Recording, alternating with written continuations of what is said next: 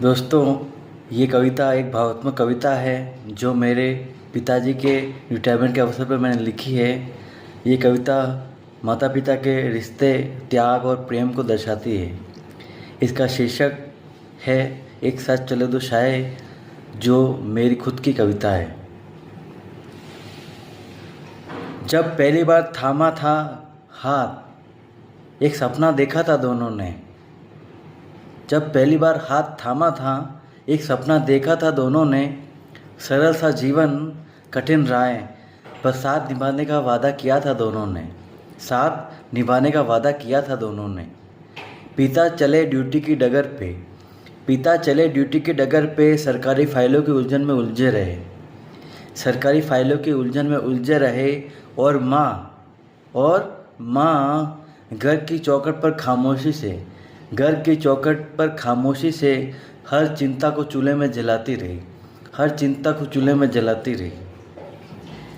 वो साइकिल की घंटी, वो साइकिल की घंटी, वो टिफ़िन की खुशबू, हर शाम पिता का लौट आना और माँ का मुस्कुरा देना, और माँ का मुस्कुरा देना, जैसे जीवन की कोई कविता पूर्ण हो जाती है, पूरी हो जाती है। अब जब पिताजी रिटायर हो रहे हैं, अब जब पिताजी रिटायर हो रहे हैं, वक्त की तेज़ चाल धीमी पड़ गई है, वक्त की तेज़ चाल धीमी पड़ गई है।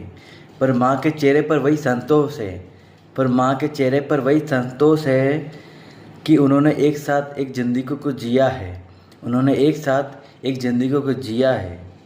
कोई इनाम नहीं माँ के हिस्से में, कोई इनाम नहीं माँ के हिस्से में, कोई सर्टिफिकेट नहीं उसके नाम, कोई सर्टिफिकेट उसके नाम नहीं।